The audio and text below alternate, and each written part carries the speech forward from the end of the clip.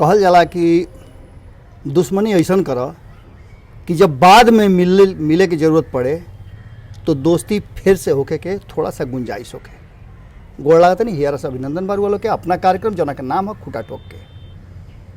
अक्सर बिहार के राजनीति में चर्चा जब भी होला तो वह देख लो होगा कि पिछला 3 दशक से लगभग लालू और नीतीश इनके पर आकर राजनीति के सारा पढ़ाई, सारा जोड़ घटाव, गुना भाग ओकरा साथ साथ चर्चा सब आके जे समाप्त हो जाला। हालांकि बीच में कुछ चर्चा के विषय और लोग भी बनल रहा, लेकिन उस सब क्षणिक रहा।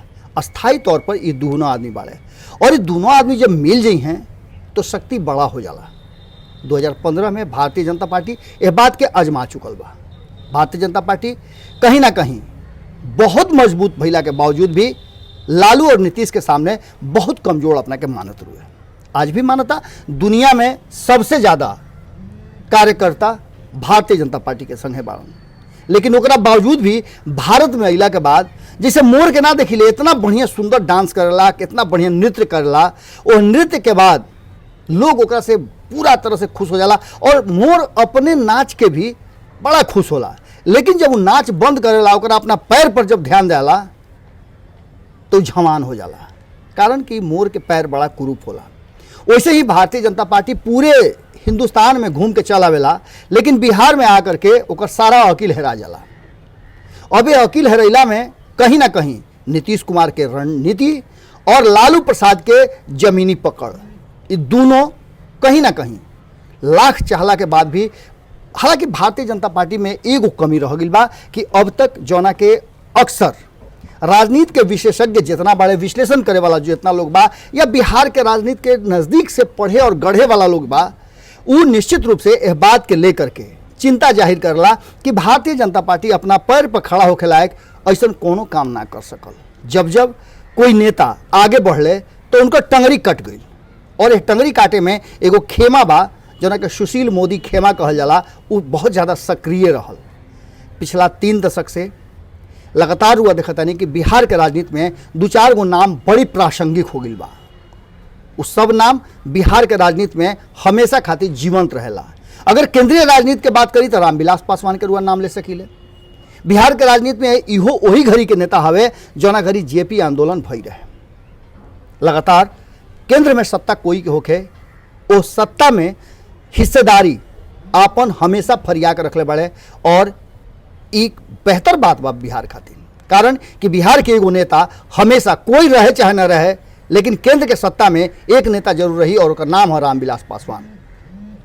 बिहार के जब बात रुआ करब तो बिहार के बात में रुआ घूम फिर के कहीं से आई तो लालू प्रसाद और नीतीश कुमार, ये 2 गो नाम रुआ जेहन से बाहर ना हो सकेला। सुशील मोदी के भी नाम में आवेला, अश्विनी चौबे के नाम बहुत मजबूती से रखा जाला, रविशंकर प्रसाद के नाम बहुत तेजी से आगे आ गई बा, गिरिराज सिंह के नाम बहुत तेजी से आगे आ गई बा। एकरा अलावे भी बहुत सारा छोटा बड़ा नाम बा, नाम के फहरिस्त बहुत लंबा बा।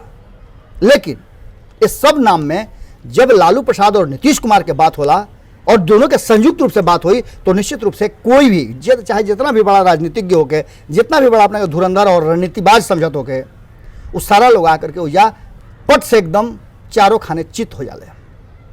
एक बार फिर से जौना तरीका के राजनीति हो रहा बा और भारतीय जनता पार्टी की पूरा चीज़ के किनारे बैठ करके 2 धारा जो लालू प्रसाद और नीतीश कुमार वाले, वो दोनों धारा आपस में मिली है ना कहल जाला, लेकिन जब मिल जाई हैं तब का हुई रुआ समझ सकत नहीं। बाढ़ के समय में पानी जितना बढ़िया जाला और धारा बढ़ल जाला, बिल्कुल वही तरीका से जितना बाढ़ के लगातार बढ़ रहा बा बिहार में संकट, उतना ही ज़्यादा राजनीतिक संकट भी गहरा चल जाता। लालू प्रसाद के सोच और लालू प्रसाद के विचार के लेकर के उनका रणनीति का बा, ओकरा के लेकर के गुना भाग और जोड़ घटाव निश्चित रूप से भारतीय जनता पार्टी खूब मजबूती से कर रहा बा। 2015 के हार भुलाइल नहीं खे। आज तक ले रुआ लोग से पहले भी खाली कहले रही कि आज तक ले वो मिठाई या पड़ाका ज्यों के त्यों से ही रखल बा, भले ओकरा में भुआ लाग गई होके, लेकिन आज भी रखल बा कि जब सीधे तौर पे अपना बदौलत सत्ता में भारतीय जनता पार्टी आई तो पड़ाका भी छूटी और मिठाई भी खाई जाई। और वो बात समझ सकता नहीं कि बात के गंभीरता के समझे को ही गंभीरता ही बा कि लालू प्रसाद 2015 में अपना बदौलत भारतीय जनता पार्टी के पिछुआ दिले और ऐसा पिछुआले कि दूर दूर तक भारतीय जनता पार्टी के कहीं तक सत्ता में आवे के कोई रास्ता ना रहे। लेकिन अचानक से नीतीश कुमार के मन मिजाज बदलल और बदलला के बाद जा करके फिर से मिल गई। जौन की बात कह के बाहर आई रहन कि जीते जी अब भाजपा के साथ ना जाई हैं। लेकिन राजनीति में कुछ भी हो सकेला और यह बात कहीं ना कहीं भारतीय जनता पार्टी के डरवा रहल बा। 2015 में लालू प्रसाद नीतीश कुमार जौन की मुख्यमंत्री के प्रबल उम्मीदवार रहन, घोषित उम्मीदवार रहन, उनका खातिन उनका के सीधे साइड कर दिले और खुद पूरा अवगार जितना लड़ाई रहे, जितना युद्ध रहे, जितना झगड़ा रहे अपना पर झेल ले। चाहे आरक्षण के लेकर के आगे बढ़े के बात होके या फिर नीतीश कुमार के डीएनए पर कहल सवाल के झेल करके और बिहार के लोग के नो और बार भेजे के बात होके, नीतीश कुमार के डीएनए के बिहार के डीएनए से जोड़े के बात होके, इस सारा काम लालू प्रसाद के रणनीति का हिस्सा रहे और नीतीश कुमार के निछच बचा करके और वो पूरी तरह से सत्ता में ले आवे के रास्ता बना देले। एक बार फिर से घोषित उम्मीदवार तेजस्वी यादव बाड़े और भारतीय जनता पार्टी के यह बात सता रहल बा कि तेजस्वी यादव पर हमला से ज्यादा लालू प्रसाद पर हमला हो रहा बा और 2015 उनका फिर से बार बार याद आवता। राजनीति में ये सब चीज बड़ा जोड़ घटा और गुना भाग करके मायने रखेला। पिछला हार से अगला रणनीति के बहुत कुछ बल मिलेला और वही बल में एगो रास्ता ई भी बा। ये रास्ता बहुत मजबूत बा जौना के लेकर के भारतीय जनता पार्टी के चिंता बा और चिंतित होके के भी चाहिए।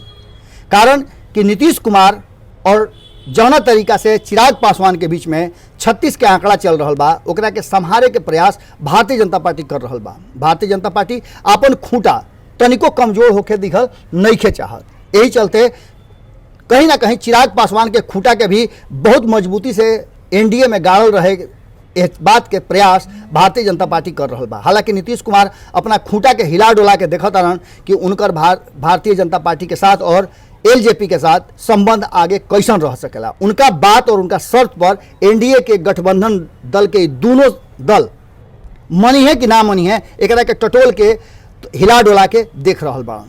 भारतीय जनता पार्टी के भीतर भीतर यह बात के लेकर के अब संशय के स्थिति में बा कि नीतीश कुमार के नाम पर चुनाव में गईला पर 2-3 बात बहुत सामने आई और जना के कष्ट भी झेले के पड़ी और हो सकेला ओकरा गलत परिणाम भी मिल जाए।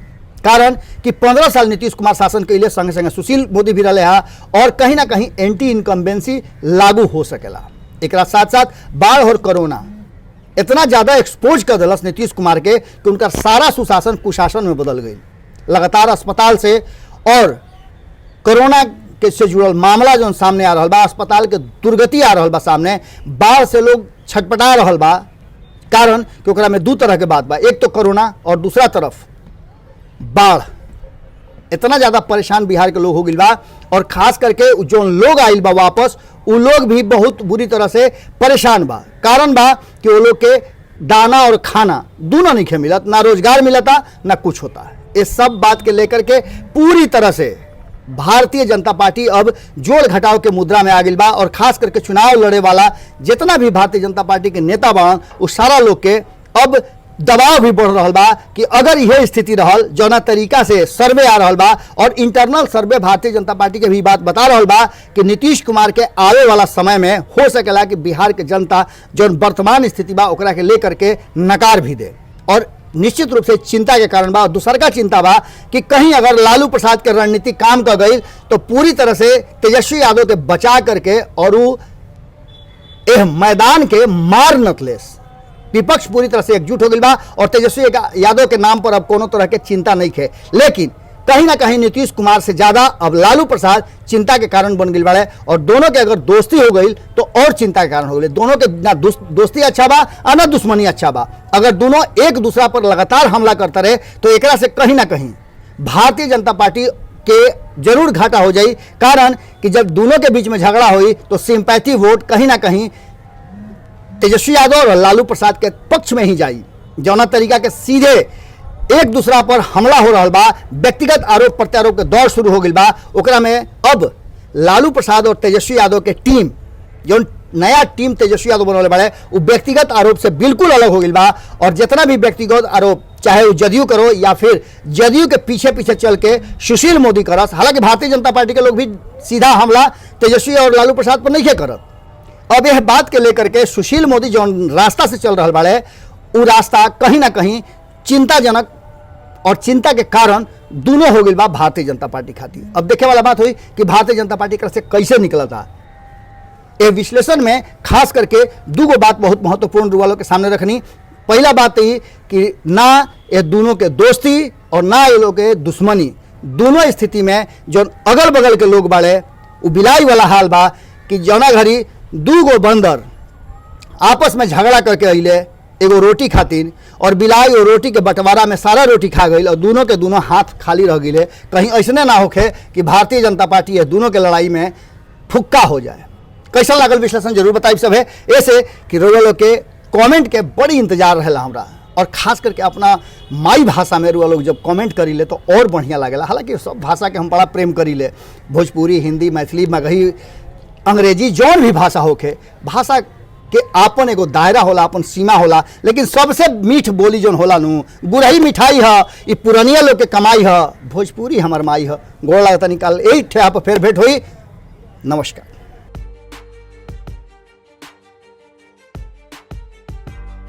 बढ़ाएं अपना कदम सक्सेस की ओर शिखर करियर इंस्टीट्यूट के साथ। शिखर करियर इंस्टीट्यूट पूर्वी भारत में एकमात्र कोचिंग संस्थान जो एक्सक्लूसिवली है मेडिकल एंट्रेंस एग्जाम के लिए।